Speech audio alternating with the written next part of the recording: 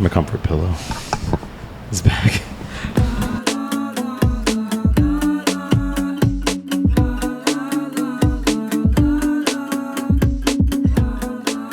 Welcome to Millennial Made. My name is Rod, and I have here with me. Hello. Is with my friend, someone called Bestie, Andrew. And we are in Chicago, as we have been for the last couple of weeks. But now Andrew's here. Last time we filmed, we were in your home state of New York, and gave you the New York mug to drink out of. You gave me the New York mug, kind enough. You love New York. I do. But I also love Chicago now. You do? Do. You had a good time. You've been to Chicago before. Been to Chicago a few times, but this time around felt a little bit different. And why was that? I think because we got out more. I've been here a few times. I was able to like get the lay of the land. Mm-hmm. And now I feel like, it's just somewhere that I've been, somewhere that I know, and it feels more familiar now. So what's your favorite part about Chicago after being here for a different time? Well, I think it's why I love New York. It's so easy to get around. Mm-hmm. And there's so many different parts of the city that offer so many different things, and the people are great here. Yep. And so it feels like a lot like home. Got it. But yeah, it's great. Love it. And you were here for Lollapalooza. I was here for Lollapalooza. Which is a music festival. It is. Which I lost my voice at, if you can't tell out there. You sound great, though. Thank you. I'm into it a little bit. A little bit of intrigue, a little bit of mystery. Yeah. I feel like I could be a singer if I wanted to. Like that episode of Friends where Phoebe gets sick and she thinks that she's a really good singer. I would say weekend, if we were going to describe it in 3 words, ethereal. Ethereal? Is that the word, right? Ethereal. You used that this weekend, and I'm like, I did use that this weekend. I feel my imposter syndrome is always on, and when people use large words, I'm like, I'm a freaking idiot. You're like, I'm going to use it now. Especially, I didn't even use it right. What's the definition of ethereal? Ethereal. Aretha Franklin. It's sort of like almost dreamlike, kind of above normal mm-hmm. life. It's sort of something that you can't always attain, mm-hmm. which is how I described the J. Cole set. Got it. Because all of you went to Kygo, mm-hmm. and you guys came back, and I wasn't jealous, but you were talking so highly of it. Well, because also your favorite artist did come on with Kygo. Kygo is a Norwegian DJ, for those of you who don't know. But he brought out the mayor of Chicago, Chance the Rapper. Who, for me, is, music god. Yeah. You did get to see him, though. I did get to see him a couple times, not perform, mm-hmm. but I saw him in passing, which is even more, nerve-wracking. But I think it's different, too, because it's not like you saw him where, we were in an area called Artists, which also was the most stressful thing of the weekend, just because we had 0. For those of you who don't know, Artist Pass is like a special level of passes that you get, but they're given out. Like, no one pays for an Artist Pass. You can't buy it. You can't buy it like you can buy VIP or like the Platinum. Talk about imposter syndrome. Oh, that was like literally, that's all we're going to talk about today is imposter syndrome. The whole weekend. Because even, that feeling when you're walking, the feeling when you're walking out of the grocery store or any store and not buying anything, mm-hmm. and you're like, but you still you feel like the metal detector's still going to go off, like someone's going to catch you, or you'll get in trouble for not buying anything. That was me the whole weekend, because I knew I was credentialed to be certain places.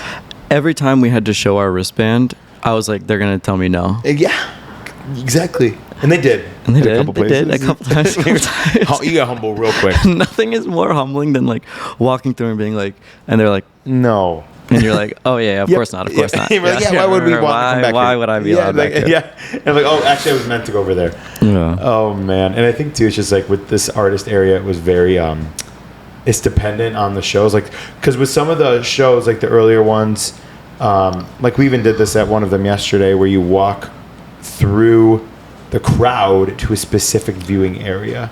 Yeah. Why don't you let's talk about that.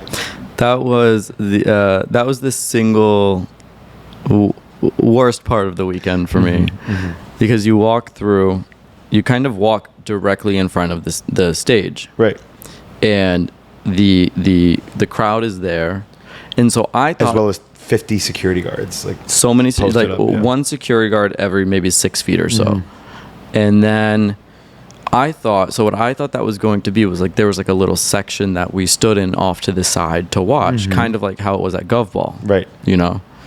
But no. So you walk through, and then when you get to the center of the stage, there's basically a long runway that you have to walk through to get to the viewing area, and then on either side of that runway is the general admission crowd who are like there, and if you're that close in GA, you waited to see this band, right? You waited to see this performer, and so us walking through there, and it's just a couple of us walking in like the middle of all these people. I just like couldn't shrink small enough, and then and it wasn't we wanted to just experience it because the whole weekend we were doing other stuff. Branch, hello. I'm just gonna put you down here for a second. I love you. The whole weekend we were busy, so we didn't get to experience that because that's probably the biggest perk of artist, right? Is having the special viewing area for a lot of the shows. Yeah. And it was cool. It was cool to experience it. I just wish it was set up a little differently, right? Because we quickly realized that it was not where it wasn't ethereal for us. No, it was a nightmare. It was a nightmare. It was a band I've never even heard of. Right, and I think that's the issue. And my issue wasn't that process. My issue was because there's no way to hide walking in or walking out. No. So people watched us walk in and then stay for quickly 5 minutes, if that. And then we were headed to another set. Our plan was to head to see Dominic Fike. Yeah, from Euphoria. And so we had to leave, and I looked at you, I was like, do we have to go out the same way we just came in? And you were like, yes. You almost stayed. I almost stayed. And I was like, I don't know, I kind of like this band. Yeah, exactly. Like, they're growing on me. Exactly. Okay, listen, I need to tell you guys about an amazing new service I found called FrameBridge. FrameBridge makes it easier and more affordable than ever to frame your favorite things without ever leaving the house. Add a gallery wall to your home office or send an easy foolproof gift, especially to all those weddings you have coming up. Could be a lot of unique gift ideas that are not on the registry. And from art prints and posters to the photos sitting on your phone, you can FrameBridge just about anything. So just go to framebridge.com and upload your photo, or they'll send you packaging to safely mail in your physical pieces. Preview your item online in dozens of frame style and gallery wall layouts. Choose your favorite or get free recommendations from talented designers they have there on staff. The experts at FrameBridge will custom frame your item and deliver your finished piece directly to your door, ready to hang. Instead of the hundreds you'd pay at a framing store, their prices start at $39 and all shipping is free. Plus, my listeners will get 15% off their first order at framebridge.com when they use my code ROD. Again, that's ROD.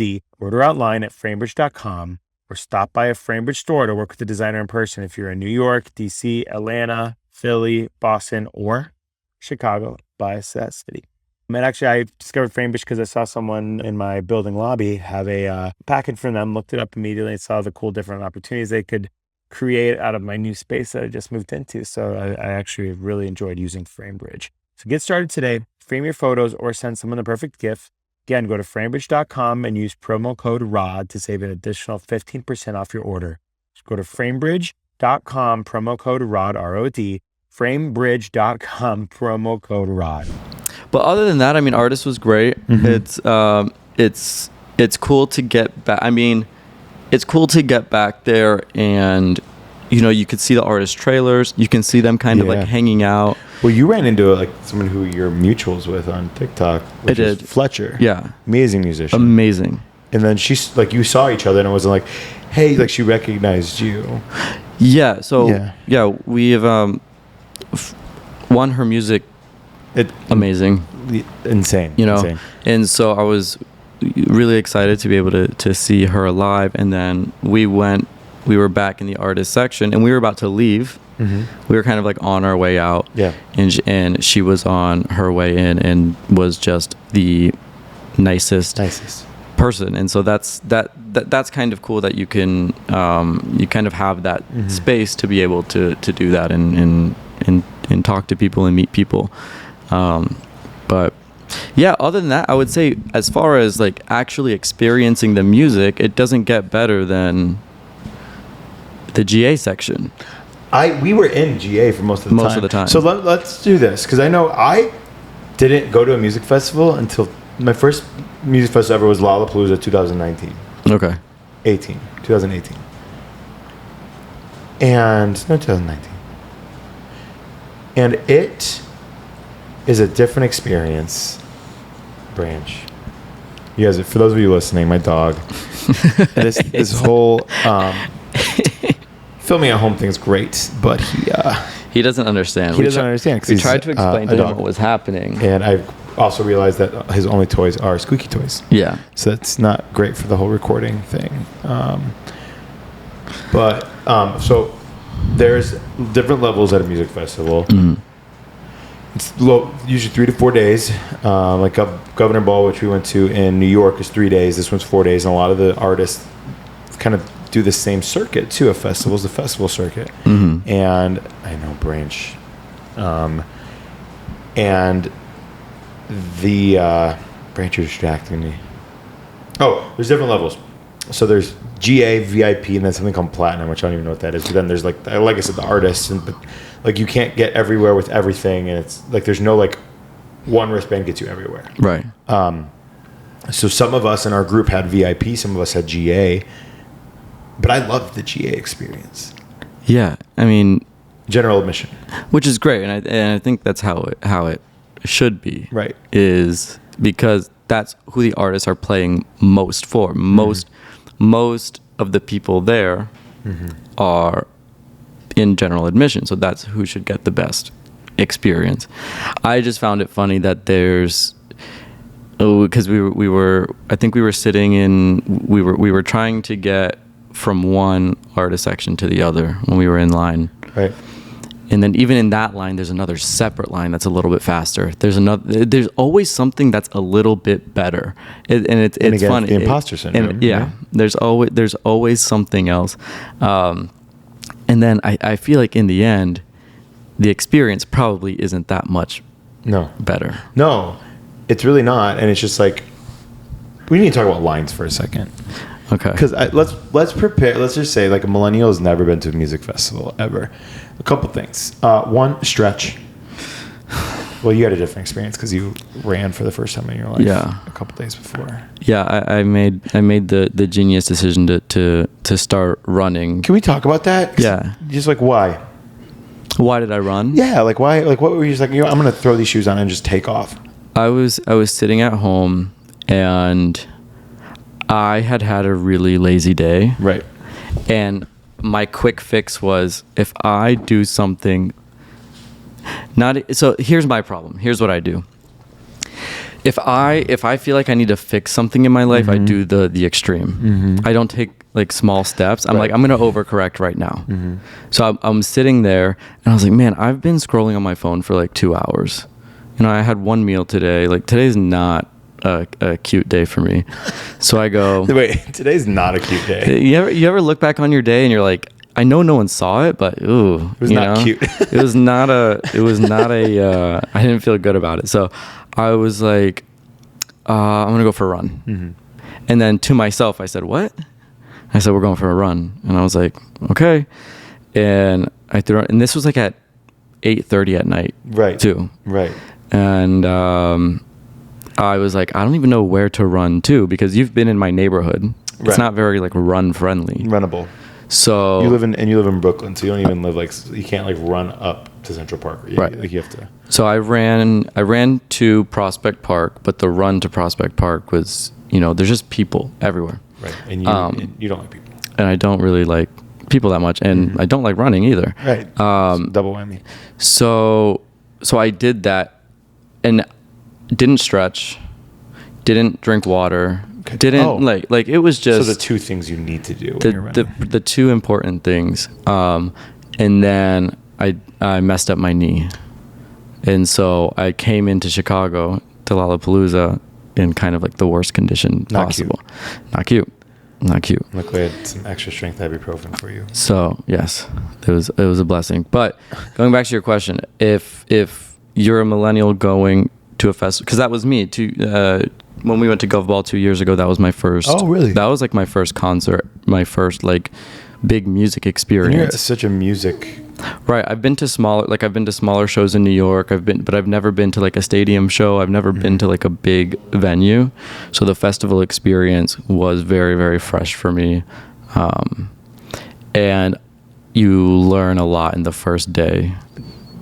You hit the ground running, quite literally, especially with something like Lollapalooza, because like when you have a certain pass, like that's my recommendation for millennials is still invest in the VIP ticket if you can, because you get special bathrooms, you get special drinks line, you get special food area. You're not, and you're also just. I'm terrified of teenagers. Yeah. And children. That's the thing is like as you get older, start allowing yourself some comfort.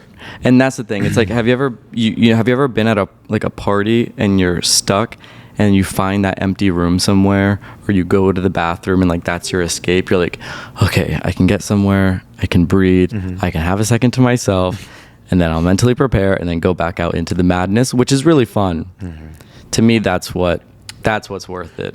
Well, they even have things. They have massage areas. They have like just like picnic tables where you can sit. The rest of the festival, there's nowhere to sit. No. So I would highly recommend investing in that extra ticket. A little bit of comfort, for sure. But again, stretch.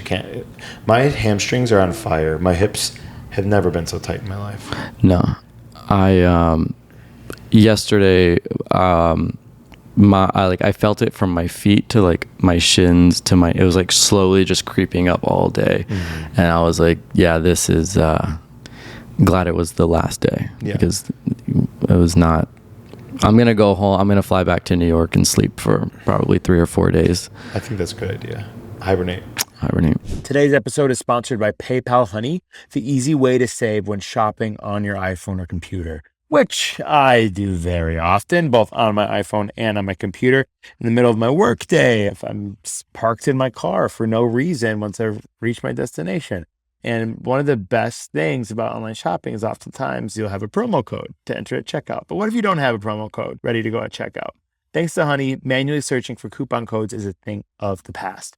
And Honey is the free shopping tool that looks all over the internet for promo codes and puts them right in your cart, applies them at the end of your checkout, so you can always find the best ones for wherever you're shopping. Imagine you're shopping on one of your favorite sites. When you check out, the Honey button appears, and all you have to do is click Apply Coupons. Wait a few seconds as Honey finds coupons, and it'll look everywhere, like I said, for coupons for that specific site.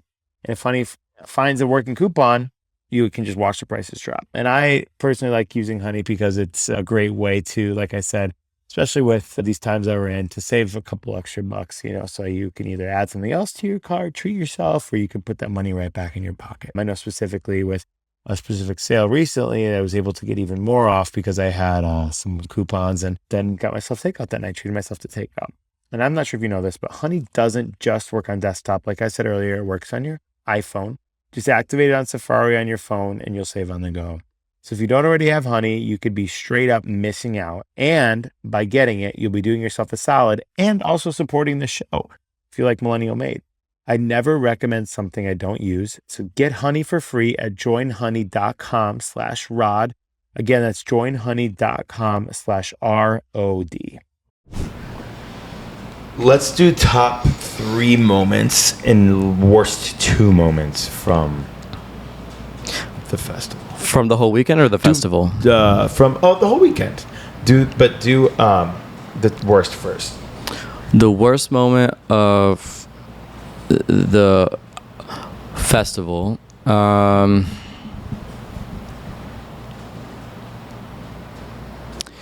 I think it's just when there's something about people at a music festival that they think that their body acts like water, and you can just fit into any crack, any crevice. Like, people don't understand space. Right. And it's like, if you leave too much space in front of you, it's like, because I'm someone who, like, when I went to the J. Cole set, I purposely stood way at the back because I want there to be some space around me, because I don't like touching people. I don't like being touched. I don't like being bumped into. And I don't like encroaching on somebody else's space.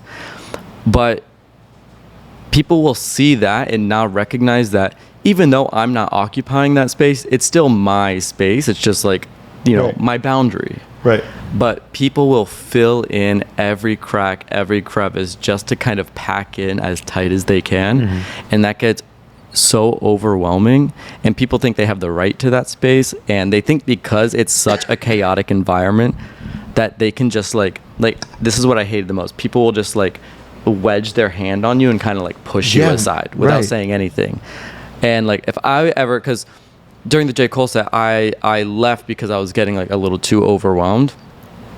But like, every person I passed, I was like, excuse me, I'm so sorry. Can I like make some space? Can I make it? But like, a lot of people just like push, and they make people chains, lines. Right? They like all lock arms. When we did with Dua Lipa, the amount of, I mean, it's mostly teenagers, younger people, which again, terrifying.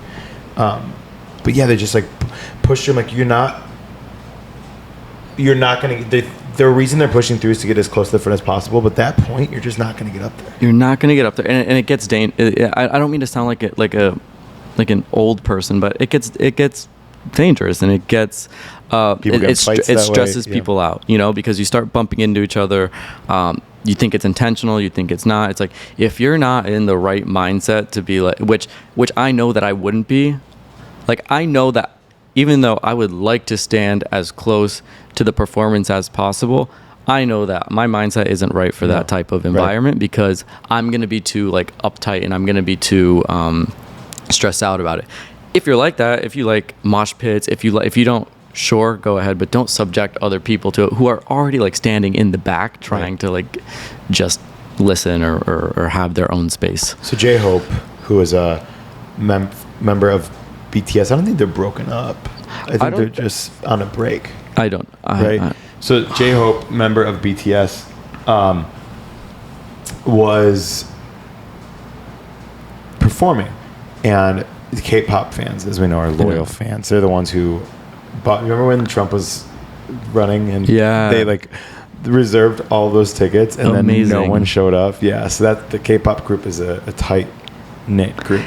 So BTS, Korean musician, or music group, J-Hope stemmed off of them. People were waiting in line 3 a.m. the morning before the festival. And then what they had to do was they had to wait at that stage all day. So they saw the entire lineup, no matter if they liked it or not. I mean, where we saw Charlie XCX. They were already posted up for J-Hope. Wow. Exactly. Yeah, it's insane.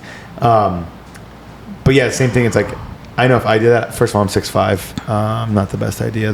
When I was in France and I saw Dua Lipa at Cannes Lions, there was a picture that Maisie Williams posted from Game of Thrones, and cause she was in a VIP artist section behind me, and literally, it's just my head. You can't even see Dua Lipa. I'm like, why'd she post that? She posted it on her feed. Did I show you that? Did you see the video on my phone from Charlie XCX? No. Hold on. Rod, this is we need to look. This was my view. I mean, I wore a bucket hat. And you wore a bucket. I mean, the back of your head. I mean, the back of your head is very nice. Yeah, I like how my hair's going out with the blonde. Yeah. But that was my view. Well, here, let me show you the Maisie Williams thing, because similarly, while I'm doing this, what is the crazy thing you've ever waited, or what? Not crazy, but like, what's something you've waited in line for, and you're like, what was literally the point of this? I feel like most times you wait in line, unless it's okay. Here's mine, because I mean, we've been out in New York, right? Been out here. Sorry, really quick. It's just your head. It's like so specifically your head too. So I was hoping, I was like, I can't even stand up there again, because if Dua Lipa sees me up there, she's like, get this tall ass. like, get this dude out of here. He's ruining. And she works the camera too. Oh, she does. Imagine she's trying to work a camera, and like, your big head is just like. She's like, can you? And you're like, yes. And she's like, move. Oh, I would like shrink away. That would be. Like, oh yes. You know how artists call out people, for like heckling and stuff. Imagine just an artist calling out someone because you're tall. so tall. It's not my fault. That in airplanes, it's not my fault. It's like, can you crouch? Yeah, can you crouch? But no, okay, so lines, I will never ever. It's rarely really ever been worth it to wait in line for a club or a bar. Right. Because there's nothing. We've even done that once, and we were 20 minutes in, and then we weren't halfway, and we just decided to leave. The thing is, it's like you wait in these lines, and then a lot of these places are so pretentious that you're not even guaranteed to get in. No. They can look you up and down and be like, no. Like Acme. And this New York bar that is run by one guy who a lot of people know. Right. People claim to know. But he gets to pick who goes in. And I got in because I knew someone who knew the guy. And right. I go downstairs, and we were the only people in there. Yeah. We were one of 5 people. And it was a line of 50 at least outside. Yeah.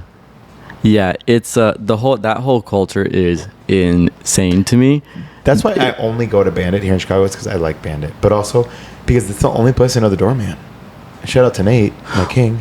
Well, Bandit was also packed, and all different types of like it was a great experience. I mean, well. You had a rough entry. I had a rough entry. You almost left. I saw your face like Andrew's about to leave. Here's the thing about me is I always like to be one of the last people to something, because then I can either text someone or the vibe is already established when you walk in, so you kind of understand what you're walking into. And it's not the vibe of who was there. No. Can we talk about that question too? Because even this weekend, I invited someone to my place. We were hanging out before Lala. And they asked, well, who's all going to be there? Okay. I hate that question. Oh, you don't mind that question? I asked that question a lot. But I think their intentions were different, because it was just like, it was different. No, yeah. It wasn't like I want someone to be safe with. It was, I want to see if people are cool enough. Is it worth it for me to go? Yeah, yours is like, is there anyone, well, I have emotional support. Mine is like, okay, is it going to be a crowd that I'm comfortable with? Right. Not, is it going to be a crowd that will do something for me. Yeah. I was talking to I was talking to a friend of mine about this, and because we went to this film premiere, and then we were going to an after party. And I was saying how anytime I go to an event or a new restaurant or something, more important than the people for me is what the environment looks like, what the space looks like. So I'll look up the inside of a restaurant. Same. Or like, obviously I'm not going to be like, hey, what does your apartment look like before I come over? But because just like spaces are very comfortable for me, or like understanding the layout or something, because then you can kind of visualize what you're walking into. Yeah. I mean, talk about anxiety as far as going into new places and meeting, new people and new things. But it's I think it's a very real thing, but it's also about like the intention behind it. The whole like, are the people there cool enough for? That's insane. The worst. If there's one thing about me, I'm gonna look for any excuse in the middle of my work day to distract myself, and that's why I am absolutely loving right now Best Fiends, and that's friends without the R. Best Fiends, again, friends without the R. Best Fiends. Listen, enough is never enough. You talk about sometimes I don't feel like being satisfied with what I have. I want more. More is better. More is fun. And with Best Fiends, you get exactly that. You can always have more. It's like I said, it's the perfect game in the middle of the day to take out my phone if I need 5 minutes to decompress from the last meeting, to hop on. And it's pretty nostalgic, actually. Once you download Best Fiends, you can play it anywhere, even without internet connection. I've played it on airplanes. I've played it on airplane mode. You can collect tons of fiends that get powered up as you play more levels, which is kind of the nostalgic aspect, takes me back to my individual console days. And every win brings new challenges, thousands of puzzles to play, and new in-game events are added all the time. I love breaking boxes and getting new rewards. With thousands of levels, there's always more to play. So go ahead and let enough is never enough be your mantra. What you can do right now is download Best Fiends for free from the App Store or Google Play. Plus, earn even more with $5 worth of in-game rewards when you reach level 5. And right now I'm level like 300 and something. So I'm far past that, but I keep playing. I can't stop. And that's Friends without the R, Best Fiends. Again, Friends without the R, Best Fiends. So we kind of got away from the original question. The experience, like people feeling like they're water. Yeah, you know, like the whole. Oh, the word. Yes. So that to me, that's the people at music festivals feel so entitled to. They think the thing is everyone there thinks they're their biggest fan. Yeah, they think they're the biggest fan of the artist. Right. You know, and they think so. In turn, they're like, I deserve to be closest because you don't even like this person. You know, they're like, oh, name 5 Glass Animal songs. I'm like, well, I love Glass, but like if I went to like a band that I didn't know, it was like, well, I'm experiencing them now. And that's like, the festival beauty of a festival is you discover new people. You get to see new artists, you know, and I understand that for a lot of these people, it's like the one time they're going to get to see this, but there's space for everyone. It's like the experience is not going to be that much better if you're 10 feet closer. Because even with how the festivals work too, the space we had to walk through earlier that we were talking about is such a large gap of space. Yes, you're not like looking at Dua Lipa, like there's probably at least 50 feet between you and Dua Lipa. Well, you know what's interesting last night is when we were leaving Green Day. Mm-hmm.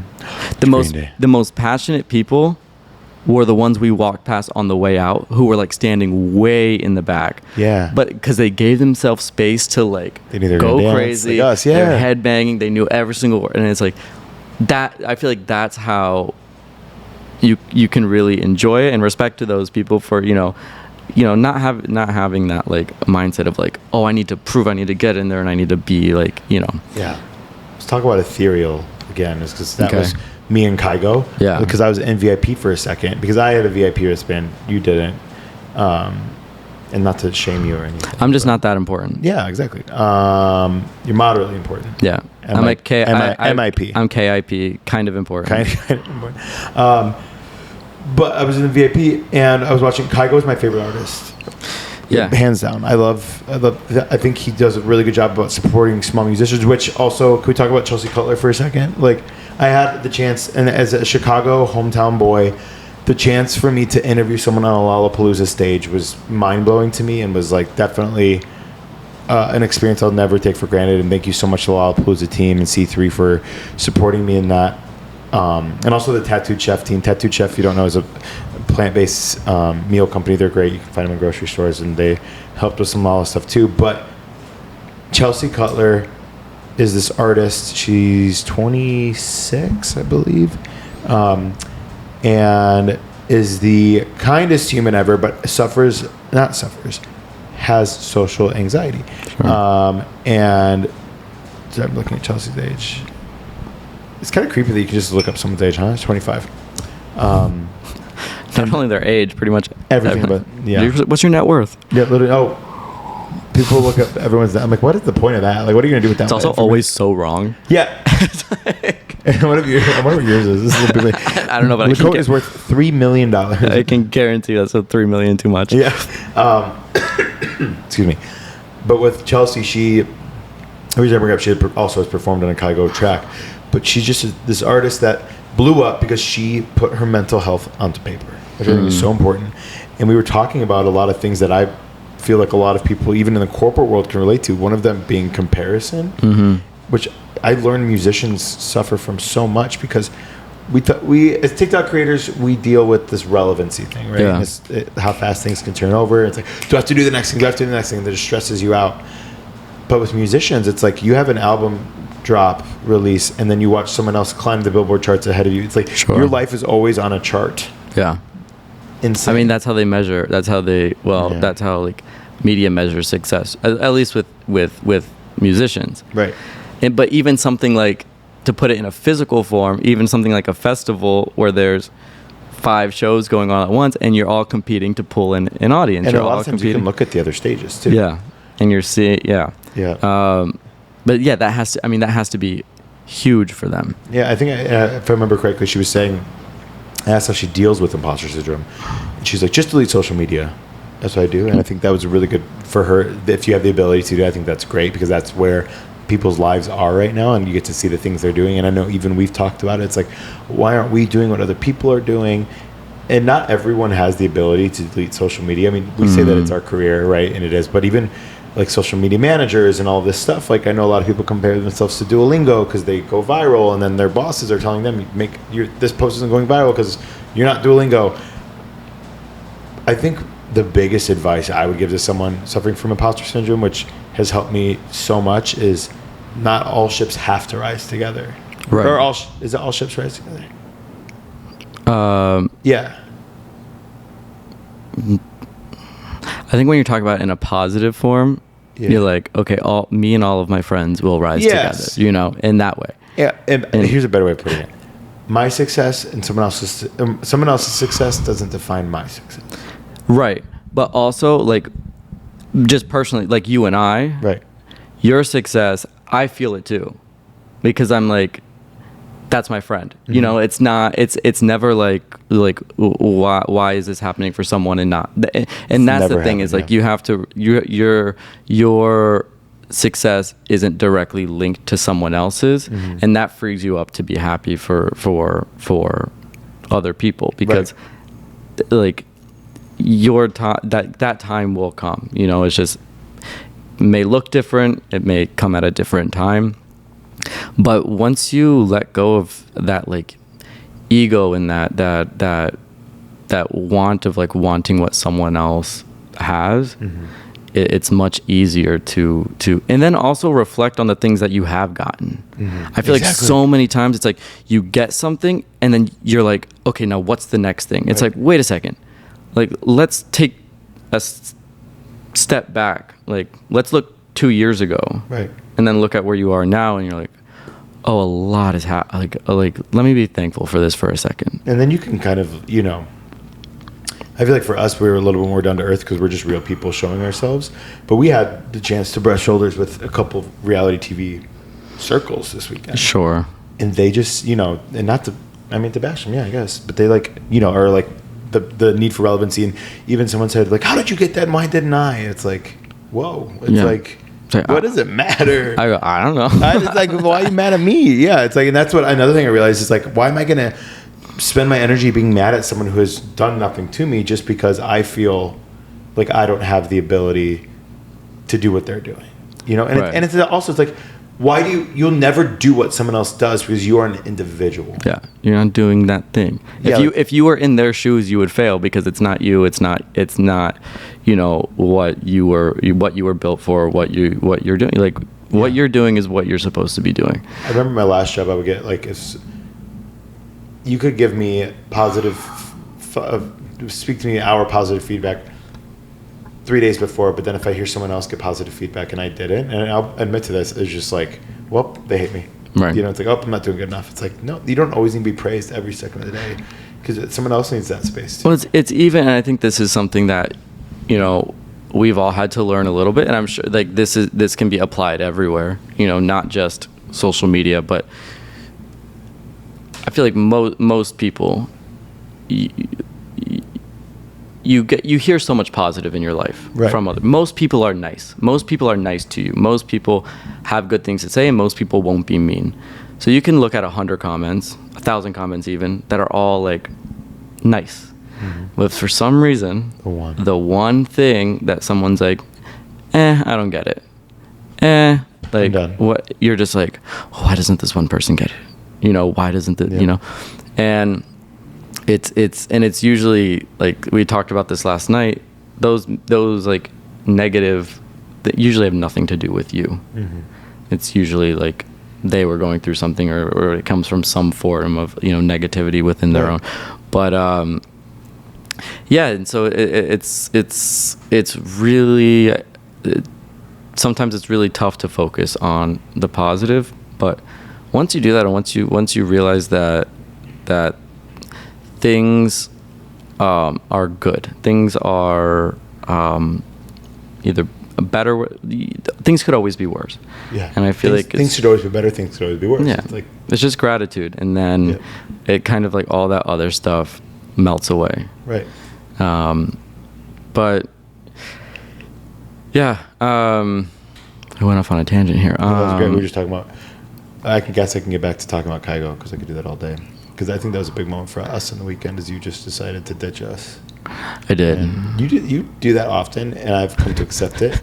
But we were with friends. It's because at the end of the festival, it's like here in Chicago, after Lollapalooza, after really any big event, you have a couple options. You're either going to walk 5 blocks to find an Uber, and then you're going to wait 20 minutes for the Uber, or you're going to hop on the L. And we went to the L. But then the L, there was 10 minutes until the next L. And then I look over at you, and you made eye contact with me. I'm like, he's about to take off.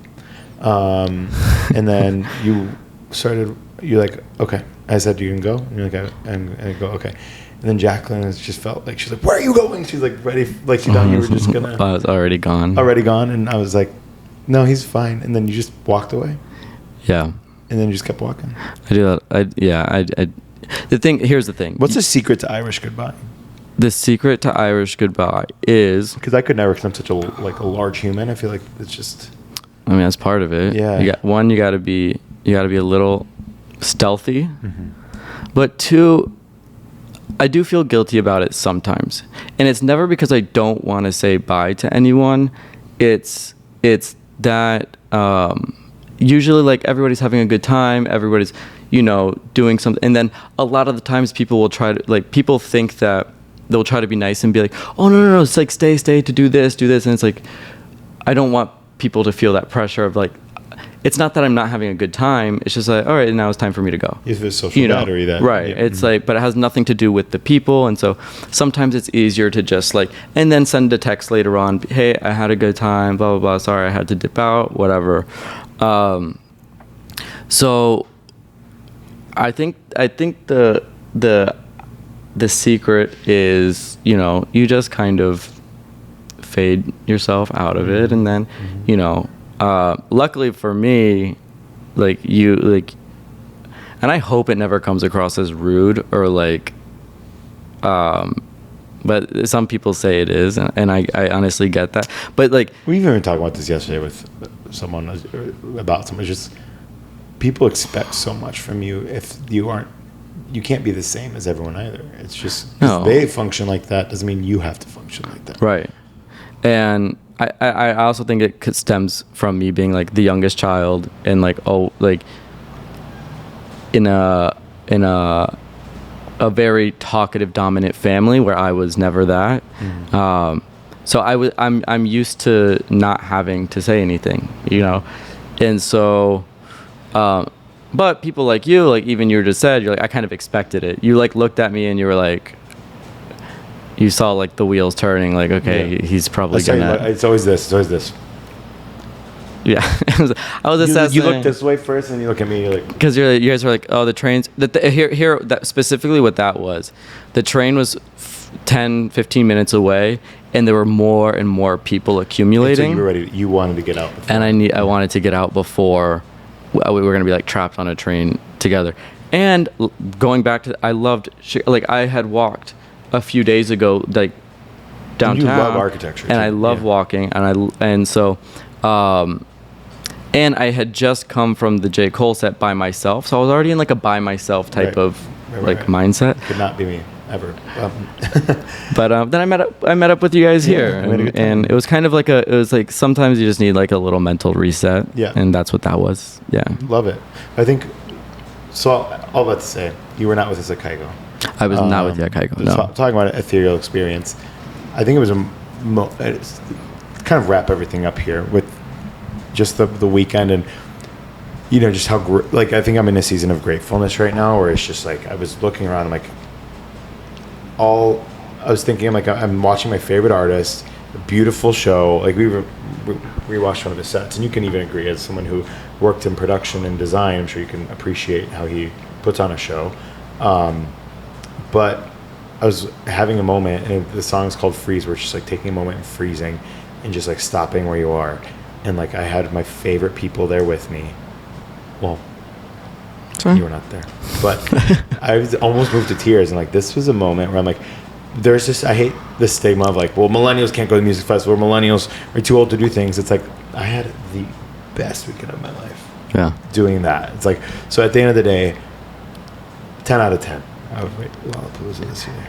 Certain things, there was low. There was definitely things. Sure, I mean, the lines, the walking. There are things that are out of your control, but I was thinking, because it's crazy how music really, and it sounds corny, but the way that music does that can like bring you to this next level of not only emotion but just like thought, and just appreciating like where you are. The fact that just him performing that song connected you with all the people around you, right?